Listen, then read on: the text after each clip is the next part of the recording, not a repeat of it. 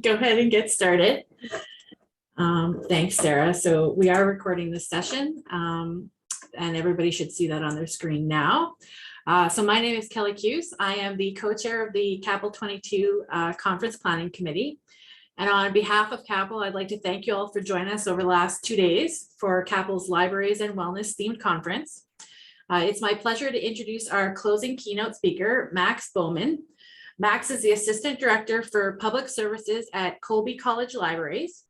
And after 17 years as a library staff member, Max earned their MLIS and sought out positions that offer opportunities to lead, particularly in areas where labor is consistently devalued. Max recently co-authored a chapter with Monica Samsky titled Access Services, Not Waving, but Drowning, in which they explore the effects of silos and hierarchies among library staff. So on behalf of CAPAL, we are honored to have Max join us today. So everybody, please welcome me in joining Max Bowman. So thank you all so much. And thank you to the organizers of CAPAL for the invitation to speak. And thank you all for being here. I know it is the end of the day after like 2 days of conferencing. And I feel like this evokes a kind of fatigue that is so specific for me. It has its own category. It's not a creative one. I call it conference tired, which I recognize could also just be being an introvert. But this is to say, I appreciate your time. I admit that the process of planning a talk for a virtual conference, which I've not done, like not a solo talk, it's interesting. You know, I've practiced this in my office a number of times, and I only just realized, I think yesterday, that practicing giving the talk and actually giving the talk, it isn't all that different because you're just in your office. And so despite being an introvert, I do find myself very much in need of interaction. So when I practiced this talk yesterday, I put up a picture of an audience from The Price is Right because they're always really happy for the folks on stage and they're always kind of rooting you on. And I feel like that's what I need. So I've left them in place for this talk as well. They're just on another screen. And I have no idea who those folks are, but I feel like I should thank them too. So I don't know what expectations you have for this talk. And at this point, heck, I don't even know what my own expectations are. And the slide is a little dramatic, I'm realizing. But, you know, by the way, this will not be a slide heavy talk. I'll read everything from the slides.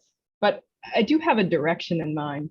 You know, there's the abstract, of course. And while I am absolutely going to speak to hierarchies in libraries, I don't know if I'll 100% stick to it. We'll see. So this is to say, this could be a little bit of a ride, not a wild one. That's not my style.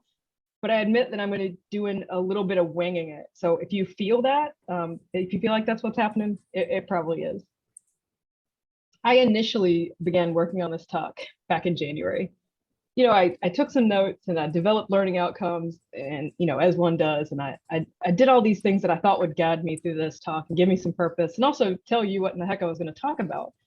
And then I stepped away from work for a while so that I could heal from a surgery that I had in early January.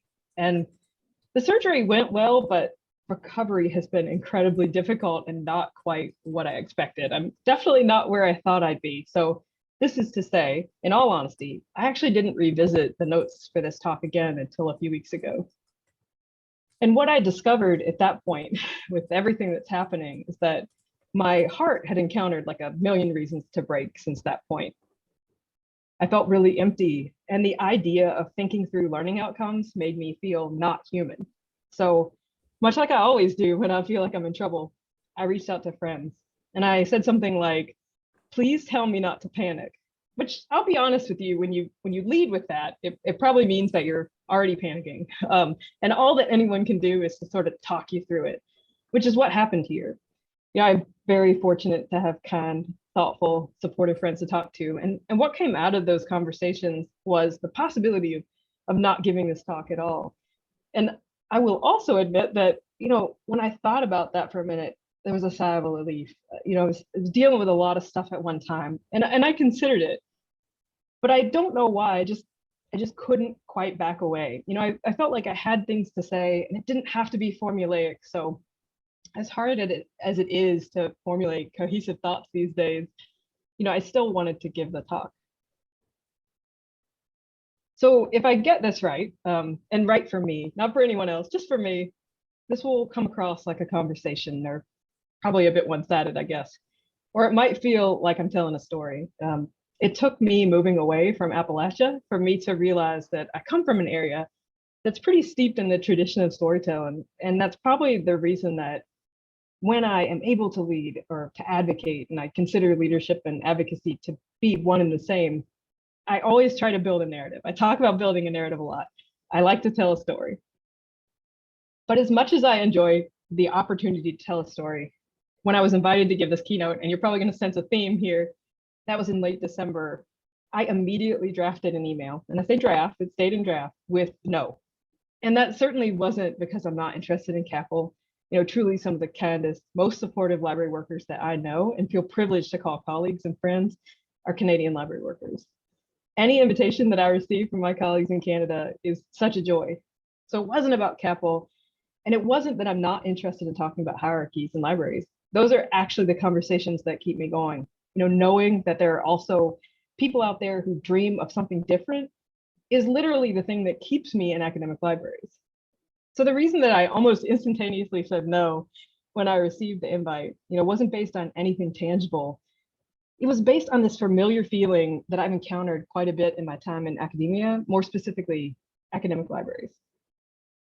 I was worried that I didn't know how to do it, and I would stand on that. But before I do, I'd like to say thanks to my wife. A constant stream of thank yous are owed, really. So she's the reason that I actually decided to say yes to giving this talk. And so as I said, when I initially received the invite, I drafted an email to say no, and I didn't think much more of it. But as with most decisions in my life, I never do them, I never make them alone. So I didn't send that no before I talked with her. And she said the thing that she always does: "You're so smart, you can do it." So if this talk goes well, my wife's name is Lizzie. And if it doesn't, forget I mentioned it. So it would be impossible for me to talk about hierarchies in libraries if I didn't tell you a little bit more about myself, which sometimes is hard to do. I never saw myself here. And what I mean by that is I never saw myself in academic spaces, both figuratively and literally. I barely graduated from high school. 2 weeks before graduation, I had no idea if I would earn a diploma. And I can still remember the anxiety in making the decision to order graduation invitations. I waited until the last possible minute. I can be a little superstitious at times, and so I was convinced that if I ordered them, that would seal my fate and I wouldn't graduate.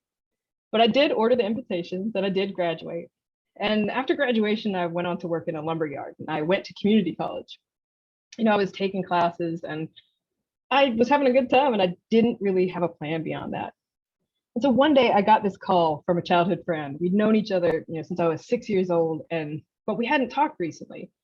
And her mom worked at a small private liberal arts college that was right across the street, kind of from my house. And so she asked me, you know, would I be interested in working the 4 to midnight shift at this academic library? And this is where life comes full circle. Admittedly, I am the hiring manager now for those positions, and so I know the challenges in filling those roles. So for context, it was December of 1999. I was 20 years old, and the job, it paid something in the $7 an hour range, which incidentally, really the only thing I remember is that it was 10 cents less than I was earning at a lumber yard, which was work I really enjoyed. And this is where I want to shout out to the forklift. If you've never driven a forklift, it is an amazing time. Steers from the back. I loved it, highly recommend. So much as I did when I drafted that initial email to the folks at CAPAL, I declined, and it was polite, but it was for a completely different reason. You know, the difference between then and now is that I didn't ask anyone before I said no. I simply declined. But that night, when I got home from work, I remember telling my mom about this call, and I said, you know, I told him I wasn't interested at all. And what I remember about that is I so vividly remember the look of shock on her face. And then she said this: "Get on the phone, call them back, and let them know you're interested." At the time, I didn't really understand why she was so adamant about this. You know, I still felt like a fairly young person at 20, and I didn't have a lot of context for college, especially not a 4-year residential college or the world of work. You know what, I couldn't see what my mom could see. She saw the opportunity for advancement and the opportunity to attend college for free, the opportunity to have health insurance. the opportunity to build a career that might provide me with some consistency, a consistent schedule and hopefully a little bit more consistent pay. At that time, I would, wake up sometimes and go to work at 8 o'clock in the morning, and sometimes I would close and not get home till 11 or 12 at night. And then I'd have to go to school the next day.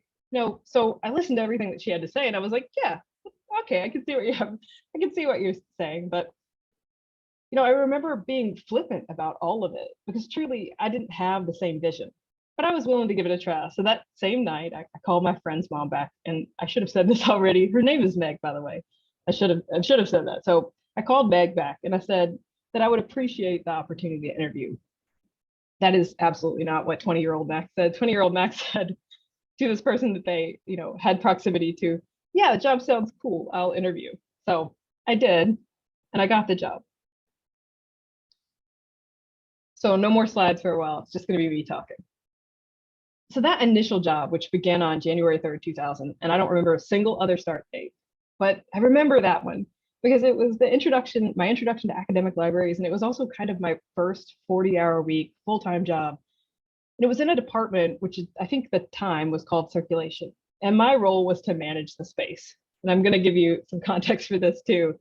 When they were giving me the tour, what I remember is them saying over and over and over, it's a brand new $6 million building, brand new $6 million building, which is probably because I was, 20 and I wasn't taking this super seriously.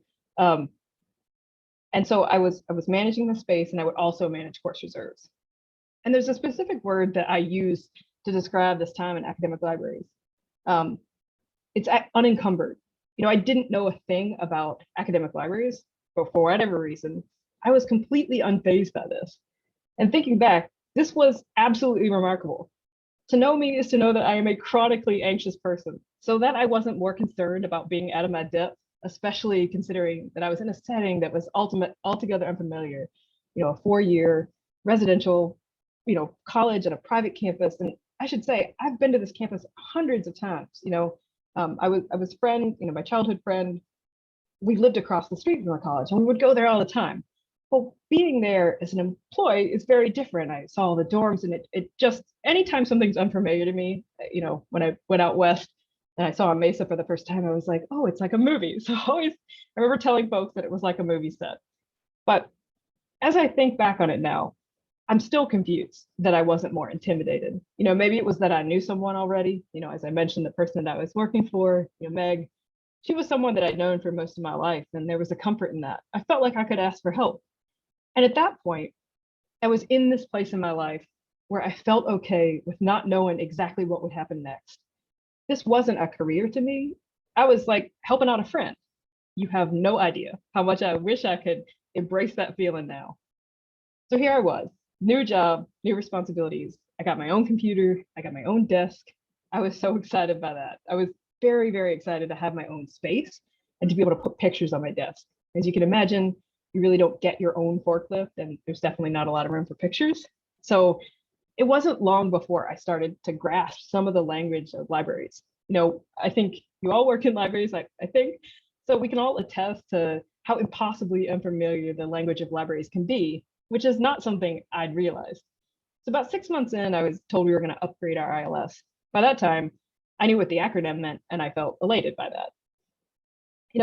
I don't remember a significant amount about that time, but I remembered that my feeling about it was, darn, I'm going to have to use a mouse. We were using like a DOS-based system. And so I was a little sad about that. But what I remember so acutely about that time, the things that were specific, is that everybody else was kind of panicking. And I didn't know why. Of course, I didn't have context at the time for what that kind of change meant. I thought knowing the acronym was super great. And it was, quite frankly. All I knew was that I had my own computer. I was really good at navigating the current version of our ILS. And I figured that if we were getting something new, I'd be good at that too. And that's what I mean when I use that word, like unencumbered, to talk about this time. I wasn't nervous about our move to a new ILS because to me, the stakes were still pretty low. So I'm going to fast forward a bit. We upgraded our system, and though I am notoriously not so great at giving myself credit, I turned out to be really good at systems work. And, when you upgrade to a new ILS, you're all on a kind of a level playing field for a while. So I was helping people figure out facets of our new system. I was making like $7 an hour, and eventually I was assisting with our patron loads and then managing them.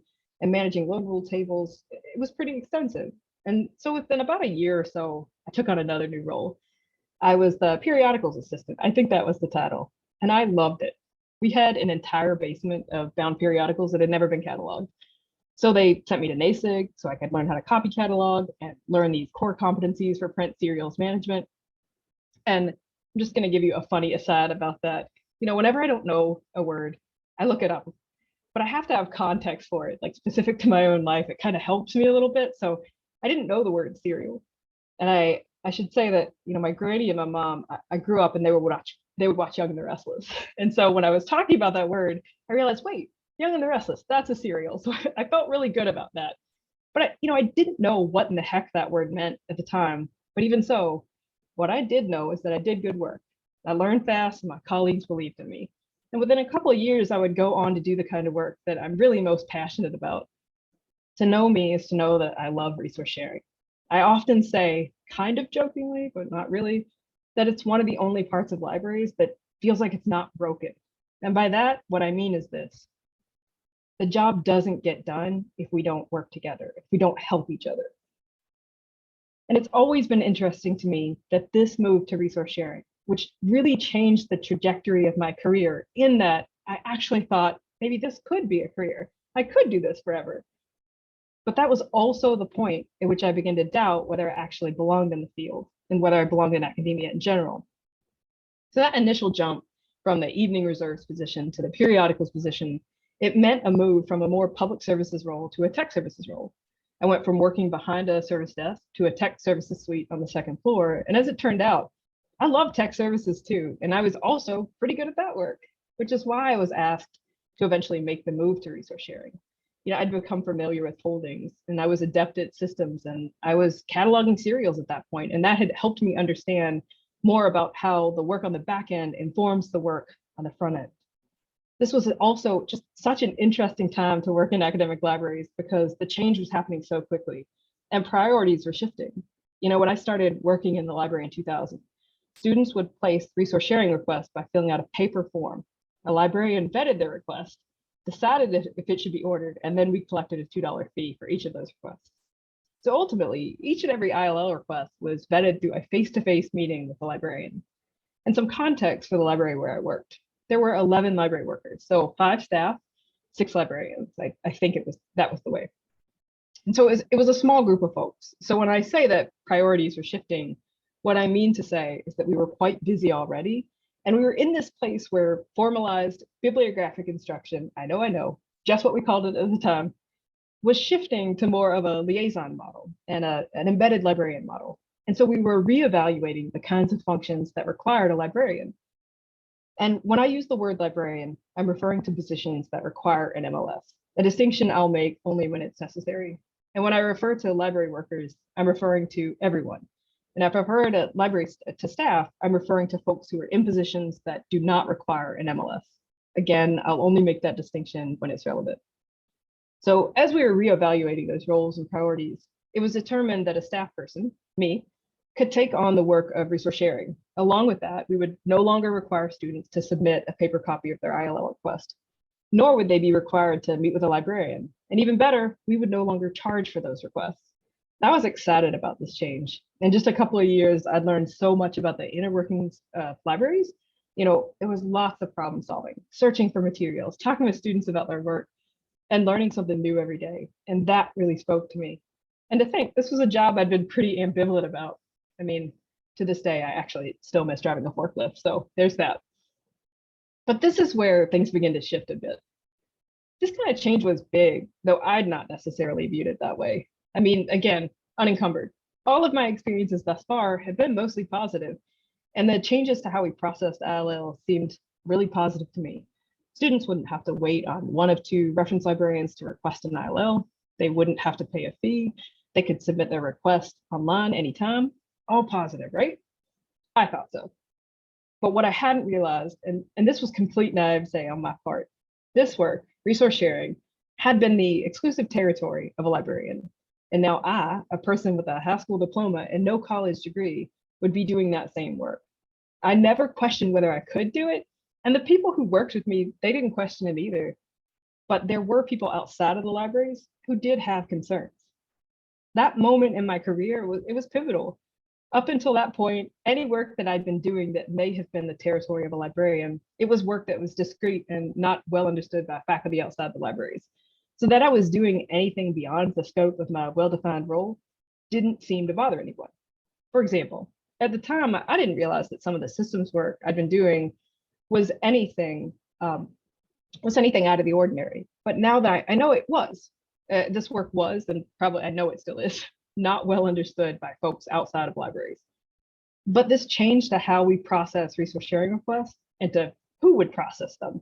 That work was front and center for faculty. And I should say, folks were not unkind. At least that's not how I remember it. But I do remember that my boss, he had to prepare me for the smoothing over that he needed to do. He was clear that there were concerns by faculty that this work could not and should not be done by a person without an advanced degree. Meanwhile, I am the person without a degree beyond my high school diploma.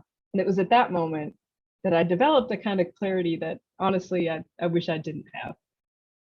That particular moment, it really changed everything for me. So I began working in an academic library because they needed help. Ultimately, I came into that job assuming that I had something to offer. I encountered a kind group of folks who were charged with keeping the place running. And I don't know if it was because there were so few of us, just 11 people, but we truly worked well together. I'm sure that there were internal hierarchies that I wasn't always privy to, but that initial introduction to academic libraries, it wasn't incredibly hierarchical, and I'm grateful for that. But libraries were changing quickly, as were our roles and responsibilities. So in that moment, realizing that people outside of the library were concerned that I may not be able to perform well because I didn't have a degree, it was jarring, because up until that point, my degree status had been of little consequence. And again, it was probably naive of me to assume that working at a college, degree status wouldn't be important. But I was still fairly young and really unfamiliar with academia in general. It's just outside of my scope. And so I truly didn't have the context I needed to prepare for that kind of moment. And ultimately, everything was fine. I made the transition well, and I even excelled at research sharing work. I do well when I work as part of a team, and there is no way to succeed at that unless you're working as a team. And one of the things that I truly love about this work is that, there are new folks entering the field all the time. Invariably, libraries are always shocked when a resource sharing person leaves and they're never prepared. So this field is kind of always in flux. And no matter how skilled you are at this job, this is one of my favorite parts. No matter how skilled I am, if I want to borrow something from down the road where that person or in another state, where that person has no idea what in the heck they're doing, and that happens all the time. I mean, it's not completely altruism, but we all have to work together to kind of get that new person up to speed. We all have to help that person be successful. Doesn't matter how successful we are. Anyway, don't let me keep talking about resource sharing, because I will. The takeaway here is that at this moment, which unfortunately was pretty early on in my career, this was around 2003, I began to doubt myself. And I began to doubt whether I could actually do the work without a degree. I assumed that if well-educated folks, degreed folks were concerned, I should be too.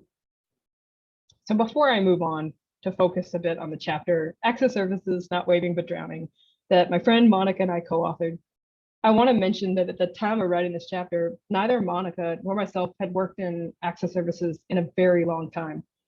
At that moment, I'd actually just taken my first post-MLS job, my first librarian role, after nearly 16 years in tech services. And I admit, I experienced a significant amount of frustration in that role, which prompted conversations between Monica and I. And we felt strongly that the kind of hierarchies we wanted to write about could best be illustrated by taking a long look at the role of access services in academic libraries, specifically moves to single points of service. So at this point, I'm going to shift gears slightly because I want to spend some time talking about language, or how we talk about library work.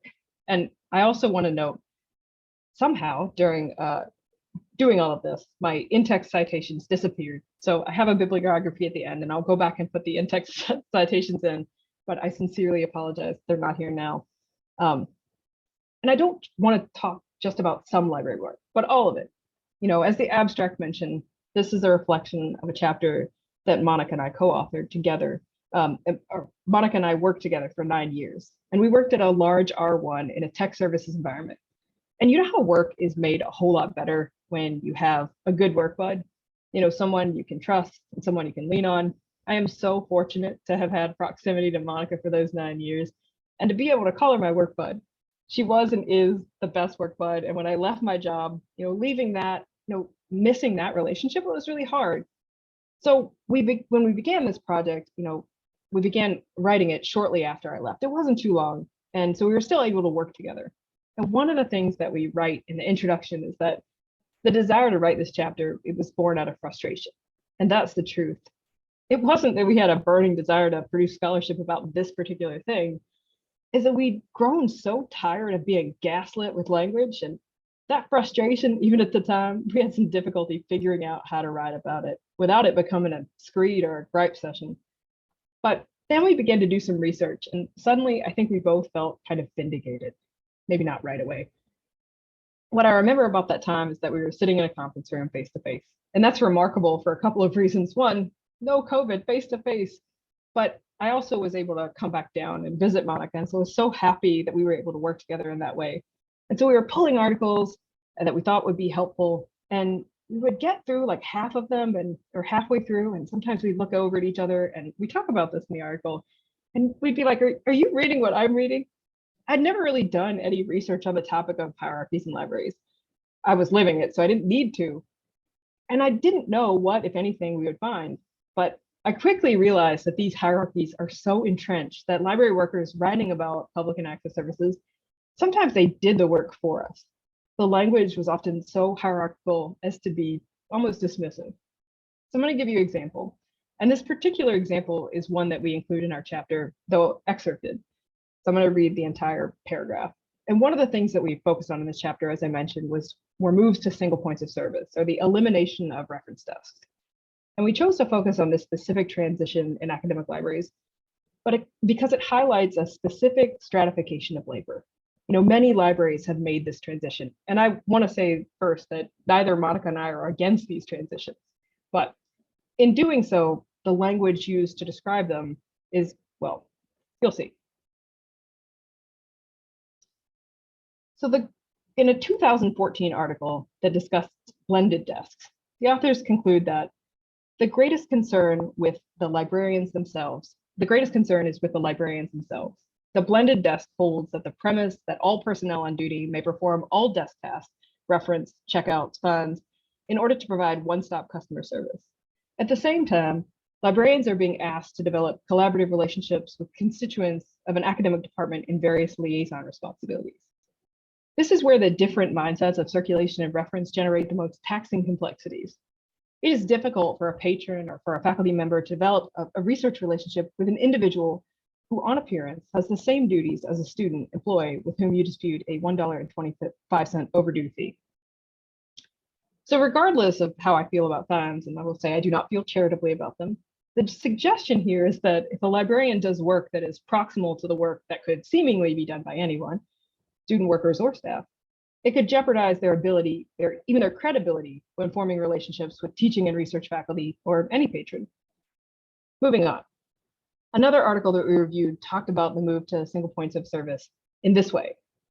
While there was concern that a paraprofessional would not be able to provide adequate service in place of a librarian, this had been the rationale for not using paraprofessionals on the desk previously. Eventually, the arrangement was accepted by everyone in the department. Librarians were happy to be relieved of an hour or two of desk time during the week, and it became apparent that, given the nature of questions being asked at the desk, it made sense for a paraprofessional to participate in the schedule. At the time when we were doing this research, that particular phrase, librarians were happy to be relieved of an hour or two of desk time during the week, that stuck out to me, because what I expected was that the end of that sentence might be something that spoke to how paraprofessionals felt about this scenario. But that wasn't the case with this particular paragraph, and though I won't belabor this point by pulling up example after example, though I totally could, the majority of the articles we read failed to mention how paraprofessionals felt, or what, if anything, they gained through these changes. And before I move on, a note about the descriptor paraprofessionals. Stop using it. Can we all just agree to stop using it? The time is now. If you were looking for permission with all of my 17 and a half years of existing as staff in libraries, I am giving it to you. At current, I am in a role that it requires an MLS. I'm not in a staff role. So why do I care about this word choice so much? When you tell someone that you're a librarian, you're telling them what you do. While folks outside of libraries may only have a cursory understanding of libraries and librarians, and at this point, due to COVID, I don't even understand what the heck I do. But still, if I tell someone that I'm a librarian, they'll have at least a modest understanding of my work. And I know it's very modest, but they'll at least understand that when I'm working for a library or in a library. If I tell someone that I'm a paraprofessional, what am I actually telling them? As Monica and I point out in our chapter, the term paraprofessional does little more than to announce a person's station. We assist professionals. And just in case my opinionated position is enough, I want to mention an article that was published in 2021 in the Journal of the Medical Association, entitled Words Matter, Interpretations and Implications of Para and Paraprofessional. If you have a moment, please take some time to read it. It's interesting to hear what folks think about this word in a more formal context, less anecdotal way. So to quote the conclusion, library staff was overwhelmingly preferred term of participants in our study, and many expressed the term paraprofessional and library support staff can create unnecessary professional hierarchies and diminish staff roles and contributions. So there you have it. Let's all agree that this word isn't helpful enough to hang on to. The funny thing about writing a chapter together, and I had never done that before, but when you go through it, at least I hope this is what it's like for you, you're setting yourself up to cheer one another on. The back and the forth of co-authoring something is really fun in that way. And it's interesting to me that we wrote this chapter, I think we started working on it almost 4 years ago, but I can still remember the specific phrases that Monica wrote that made me feel like I wanted to stand up and cheer for her, because they gave me the language for the way that I've been feeling. And this is one of them, because it gets to the heart of why I've always felt so frustrated by this word, but couldn't properly articulate it. From our vantage point, naming conventions that reify well-established hierarchies, yet do little in the way of describing our actual work, foster friction rather than efficiency, and individual self-interest rather than a shared common goal. And for me, that's the whole of it. That's the entire point. So I should say that even though the examples I'm using consistently use the term paraprofessional to talk about library workers who do not have an MLS or aren't in positions that require it, there are other options. You can just say library worker. And I'm not suggesting that librarians shouldn't call themselves as such. What I am saying is that there are more descriptive terms for describing the work of your staff colleagues. And this may seem like a small detail considering all that libraries are facing, but I'm here to talk to you about hierarchies. And in my opinion, and from my vantage point, this word does a disservice to our profession, and in no uncertain terms, it fosters division. So there was this moment in the spring semester, it wasn't that long ago, but it stood out to me, and I want to tell you about it.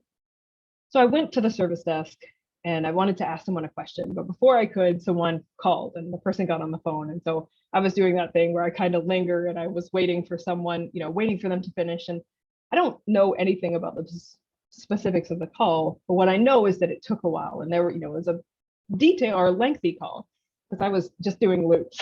And so when the person got done with the call, I went back to talk to them. And so this is what they said to me. They wanted to let me know that the person had asked to speak to a librarian. And they said, I know I'm not a librarian, but I did know the answer to the question. And so what I hope it's okay that I answered their question without referring them on. And so what this person was checking in about, and I should say the person working at the desk works on the team that I lead. And so this is a person I supervise. They were telling me that they did everything that they were supposed to. They were able to answer someone's question without needing to refer it, and they took no time to revel in that. But instead, they were very concerned that someone may be upset that they had misrepresented themselves as a librarian. So hearing that after almost 23 years in this profession, I admit it got to me a bit. I thought to myself, are we still in this place with all the work that we have to do and all the issues that we have facing us? If folks still have to ask us those questions, we need to consider that there are deeper issues at play. In February of this year, An article was published in the Journal of Library Administration entitled Viewed as Equals, The Impacts of Library Organizational Cultures and Management on Library Staff Morale by Ann Glusker, Celia Emmelhames, Natalia Estrada, and Juanita Diaz. As the article mentions, there's been a significant amount of scholarship in and around low morale experiences in academic librarians. The scholarship of Katrina Davis Kendrick, which is mentioned in the second sentence of the Viewed as Equals article and cited throughout, is such important contribution to our field. And as a quick aside, I can personally attest to how relevant and important Kendrick's work is for library workers. I was sitting in an ACRL workshop that Kendrick gave in probably, I think it was 2018. And it was that talk that helped me make the decision right then and right there to leave my former place of work due to protracted low morale experiences. But moving on, this is to say that there are many opportunities to learn more about how librarians experience their workplace. In fact, in reading the article, I encountered a few more that I'd not read yet. And I so appreciate the scholarship that's happened and is happening in that area. However, there are far fewer opportunities to better understand the morale of library staff, especially qualitatively. If you haven't read this article just yet, I would absolutely recommend it. If I remember correctly, the article is open access due to grant funding, so I don't think there are any barriers to access in terms of cost. So I read this article as soon as it came out because staff morale is an area that I'm interested in. And even so, as I just mentioned, there's not a substantial amount of research that focuses just on the staff experience in academic libraries, despite the fact that, and this is stated in the article, library staff comprise almost 60% of all employees in academic libraries, excluding students. This metric was pulled from an article that summarized data from the National Center for Education Statistics from 2012, which is the most recent set of statistics. The Viewed as Equals article it's about 38 pages long, and it's incredible in terms of the valuable insights that it provides. So I won't attempt to summarize it in whole, but I am going to pull out what I interpret to be some of the key takeaways. Managers, your role is incredibly important, the most important. As the article points out, whether or not staff have access to supportive manager who will listen and respond, it directly impacts staff morale. And team dynamics are important and relationships with colleagues matter, of course. There are a couple of examples the article gave, and staff members who are resistant to change can, of course, negatively impact the morale of their colleagues and their teams. And another way that this can show up, staff members who may participate in professional development or work that is deemed maybe outside of their role, they may receive pushback from colleagues. Sometimes success is not always rewarded, especially if someone interprets that you're pushing the boundaries of a staff role. And communication and transparency in decision-making directly impact staff morale. For example, if your organization is restructuring, or let's say moving to a single point of service, how is that happening? Who's at the table and how are those changes being communicated? And that's a very small portion of the takeaways. Really and truly, please read this article. It's well done, and I genuinely hope that it leads to more scholarship in this area. And the authors, they did such a good job of creating space and opportunity for folks to build off their research. And one of the ways that they did this is by outlining some of the limitations of the paper. And one of the areas that they recognize to be a limitation and an area that needs further exploration is a more explicit focus on the experience of staff members who are Black, Indigenous, and persons of color in LIS. Respondents were prompted to self-identify their race and gender if they were willing to, and based on their responses, there were 5 folks out of 34 who identified as Black or Indigenous or a person of color in library science. And as the authors noted, not surprisingly, the positionality and experiences leading to low morale are magnified enormously if the staff members identify as BIPOC. As I mentioned earlier, one of the reasons that Monica and I, who are both white, felt strongly about running a chapter, even though it's something that neither of us had done before, was in part being gaslit with language that was so challenging to pin down. Academia has this way of obfuscating real harms by knocking it down, but doing it politely. And in reading the scholarship of BIPOC colleagues, it is evident that the culture of nice but racist is also very prevalent in our workplace and enacts real harm. I think we all know the numbers at this point. Librarianship is 88% white, and though not specifically based on organizational hierarchies, there are countless ways to support the scholarship of BIPOC colleagues, and in turn, to ensure that we are well-versed on how white supremacy underpins our organization and actively harms our BIPOC colleagues. And I want to note that there's an amazing body of scholarship from BIPOC library workers that does not specifically focus on working conditions in libraries. I'm going to point to a few resources in a minute, and I chose these specific resources because I'm speaking about hierarchies. And these resources have been helpful as I work towards thinking through what it means to actively work against white supremacy. So in this next slide, I'm going to highlight some of the resources that I turn to again and again and again in support of Black, Indigenous, and persons of color in library science. And I want to say that typically what I would have done before presenting or talking is to reach out to folks and make sure that I knew how to pronounce their names. In the frenzy of preparing this talk, I did not do that, and I want to sincerely apologize for that misstep. So these are resources that I've turned to a lot. Pushing the Margins, Women of Color and Intersectionality in LAS by Rose Chu and Annie Fo. Published in 2018, I have a well-worn copy of this book. One of the things that I appreciate so much about this particular text is that it focuses on, the focus is on different settings. So librarians on the tenure track, in archives and community college. Knowledge Justice, Disrupting Library Science, or Library and Information Studies Through Critical Race Theory, edited by Sophia Leung and Jorge R. Lopez McKnight. This book was published in 2021, and it's a book that I have on my shelf. And it centers Black, Indigenous, and peoples of color as they reimagine information science through the lens of critical race theory. And this is a book that I wanted to read because as I'm learning more about critical race theory, and especially as it's used as a talking point outside of our libraries, understanding how that intersects with LIS is incredibly important.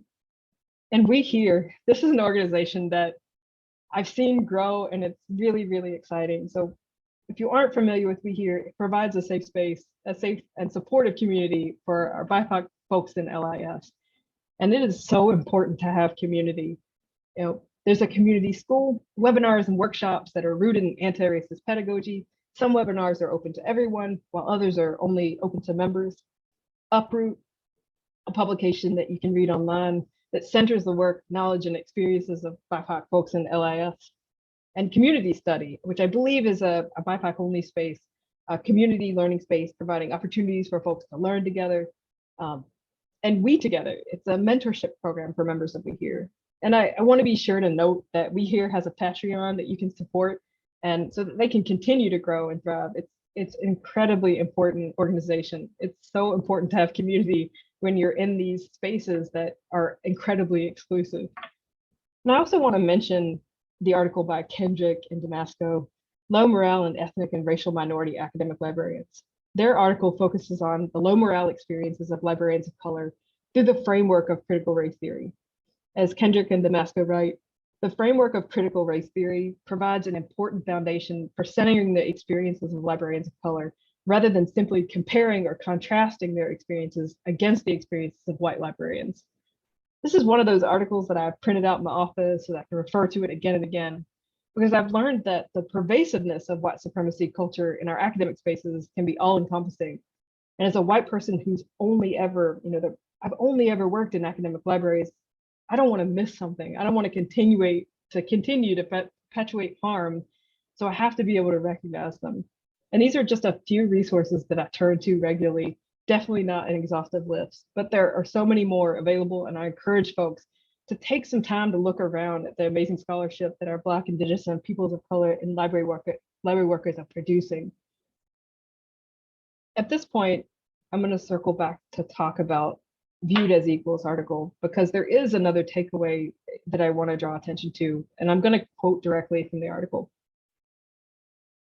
However, besides staff members' relationship with their direct managers, by far the most powerful impact on morale was the result of the librarian-staff divide. Even interviewees whose morale was high reported experiences of being treated as less than, as being at the kids' table, as being consistently disrespected through microaggressions aimed at them by librarians, whether intentionally or not. In fact, responses to the screening question about why people were interested in participating in the study Many noted that they were not usually validated in this way, and they wanted to be part of a project that was hearing and representing their voices. And I do want to mention here, before I briefly talk about this next quote, one of the things that this study did was to inquire about whether librarians at the interviewees' institutions held faculty status. So in this case, of the respondents who provided information on the status of librarians, and by the way, there were 34 total interviewees, 21 of whom answered this particular question. 90% of respondents, so 18 out of 21, said yes. And the authors in the paper did note that this was a significant overrepresentation. Using metrics from ALA, the authors reported that the faculty status for librarians in the US is around 20%, depending on the type of institution. So this next quote, I'm going to submit it without much comment, no comment, but in part, I just want us to sit with it a minute. I have more talking to do, but I just want us to just sit with it. I want you also, as librarians, to think about the last time you had to prove your worth, your knowledge, your expertise to a faculty member outside of the libraries. While there was not as much variation as the team hoped in order to compare settings in which librarians have faculty status to those which do not, the sense is that the divide is worse in settings where librarians are faculty, presumably because they are structurally incentivized to align to upper levels of the hierarchy.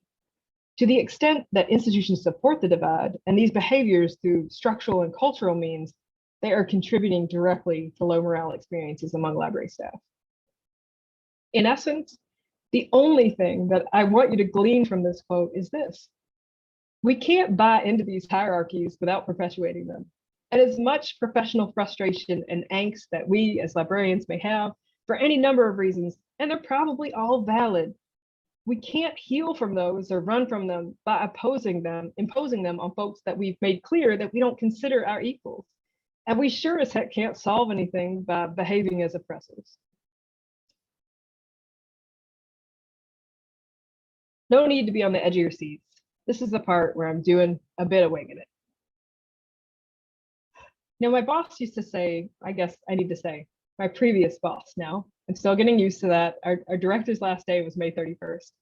She used to say this thing to me: perfect is the enemy of done. Because sometimes I can be a bit of a perfectionist. And what that means, at least in terms of our relationship, is that I struggled with deadlines at points. And it's not really because I have a desire to be perfect. I can't even fathom what that would look like. And you've probably realized that I handle some things with a little bit of self-deprecation. It's more so because of that familiar feeling that I talked about much earlier. I'm always worried that I don't know what I'm doing. So sometimes I might overdo. It's never anything spectacular, but it just means that there are some tasks, especially tasks like writing and or speaking, that take me a very long time to complete because I'm prone to second guessing myself. And I second guessed myself a lot when I was writing this talk, especially at this point. But eventually I just decided, much as I did when I began preparing for this talk, that if I can write or speak with a focus that extends well beyond learning outcomes, I'll be okay. I wasn't sure if I was going to talk about the pandemic or not. And if I didn't, I'm sure that it would seem like a significant omission. But over the last couple of years, I feel like it's all I've talked about. And it's all that I've planned for. It's consumed most of my working life and my personal life. And I know I'm not alone in that. And we're still in it.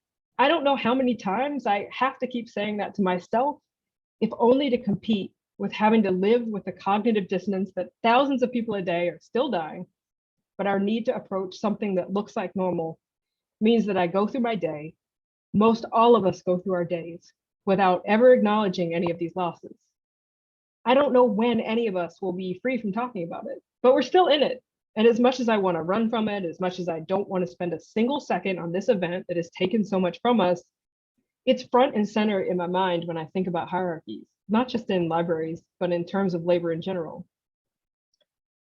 But I can't really talk about it. I tried.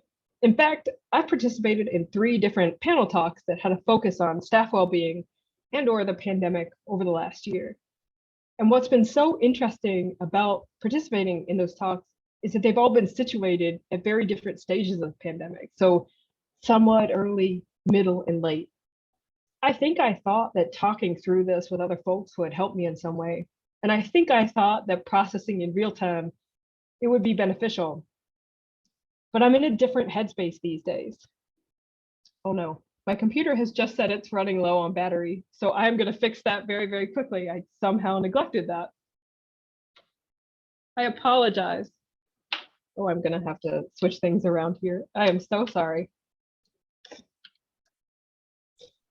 Don't worry about it, Max. Yep, We've all been there. I'm so sorry. I had to move things around because of Yeah. my shoulder. I apologize. No need to apologize. This is a talk on wellness, right? So you do what you need to do. Well, I don't know what I'm going to need to do. Hold on just 1 second. No worries.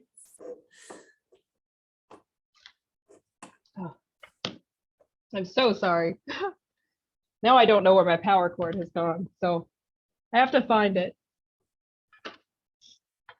Oh.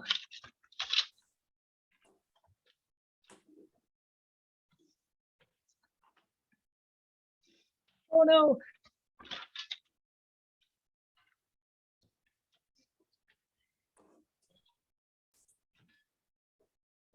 Hold on.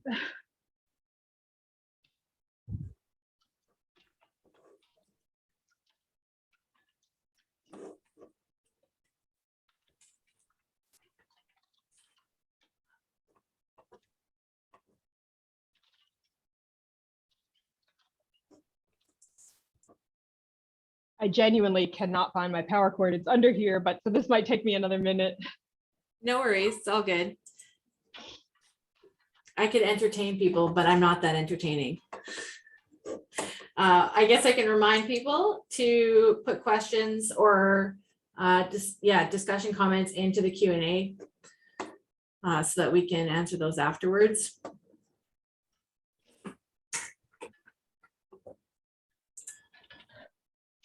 I genuinely can't find my power cord, so this is very jarring. I apologize. Yeah, that's okay. Fair I'm enough. so sorry. My shoulder is terribly injured, and so I was just trying to. Don't further injure yourself. We'll let you talk until the power dies, and then we'll call it a day. Okay. Oh no. So, all right. It's gonna die pretty soon, and I am so sorry about that. No, that's okay. Anyway, I'm so sorry. I'm in a different headspace these days, and at this stage, everything just feels like platitudes. For this talk, I wrote a paragraph after paragraph that spoke to the statistics, especially relating to labor and so-called unskilled labor, about essential employees. And I plan to take a look at those numbers and how they correlate to what's happening in libraries. But what I realized is this. One, I couldn't get through it without tears. It's one thing to think about those numbers abstractly, and I'm gonna take my volume down, but I'm gonna take my screen brightness down. It's one thing to think about those talks, to think about those numbers abstractly, but it's a completely different thing to talk through them and to sit with them. So genuinely, I tried and I couldn't do it. I simply cannot reduce the number of collective trauma to the numbers because we have the numbers. We see them every day. How many of us in the last year have consulted a map that was supposed to help us assess our risk and that should inform how we move through our days? And how many of us have adapted to absorbing, or at this point, maybe altogether ignoring, the daily tally of the number of hospitalized folks in your area, the number of deaths, and the number of people who've been intubated. So I just couldn't think about the pandemic in terms of numbers, or even in terms of labor, because what I realized that meant for me and for you is that if I actually gave weight to those numbers, if I actually talk through what they mean and how they've impacted our world, I would be doing the one thing that I haven't allocated any time for because I've been too busy focusing on how to get through it. I would be processing the collective grief and trauma from this pandemic, absorbing the actual weight of it in front of you in real time. And I can't do that, and I won't do that. So the short of it is this, and I think we all know this, whether I present the numbers to you or not. In our workplaces, and I'm not just talking about libraries, the folks who make the least amount of money were often at the most risk. Black and brown folks were at the most risk. The folks whose work is so often referred to as unskilled or low skilled, and I fundamentally reject the notion that there is labor or work that is unskilled. These folks were now labeled as essential. And I'm not going to go much beyond that, Because as I said, it's not that I didn't realize that I hadn't been able to create space to grieve for all that we've lost. In fact, I'm fortunate enough to have had a boss who often talked about that being a repercussion of our drive to move forward. But the truth is, I haven't truly grieved, and I haven't truly processed what any of this means for us going forward. But what I do know is that this isn't the right venue for that. So I'm going to read you this slide. I am trying to say things about how we're always trying to prove our worth, but we can't do that when we're too busy devaluing the labor of our own dang colleagues. Can I just write that? The stakes are kind of high. The stack side seemingly comes at it. It makes no sense, but I put it here because it's how I process. I actually do write in all caps sometimes. It's how I figure out my direction. I get in a document, and sometimes I invite folks into that document to have kind of a back and forth. And I write a bunch of stuff down, and I think about all the things that make me feel like I could possibly talk for an hour. Then this slide, even though it's not polished and it's messy, and it's just me talking off the cuff in frustration to my friend Monica, it's my way of saying that the call is coming from inside the library. As librarians, if we're worried about deprofessionalization, which is a concern that we encountered a number of times when we were doing the research for this chapter, we need solidarity with our staff colleagues, just like they need you.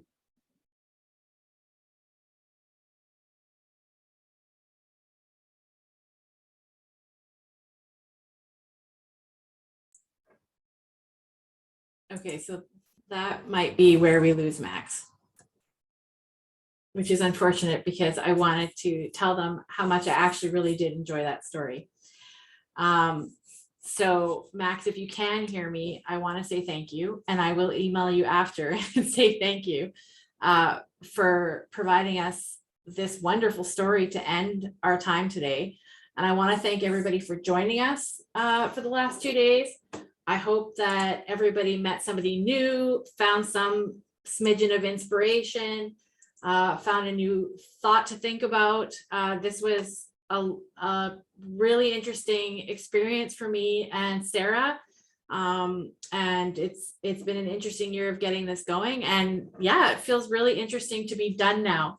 If anybody does have anything that they want to ask Max in questions, you can put those in the chat for me and I can look at passing those on. Otherwise, we are basically just a couple minutes early. So their battery really did hold to the end of our hour. So I will say goodbye and wish everybody a good week. And that'll be the close for this year's conference. And I hope to see you all next year.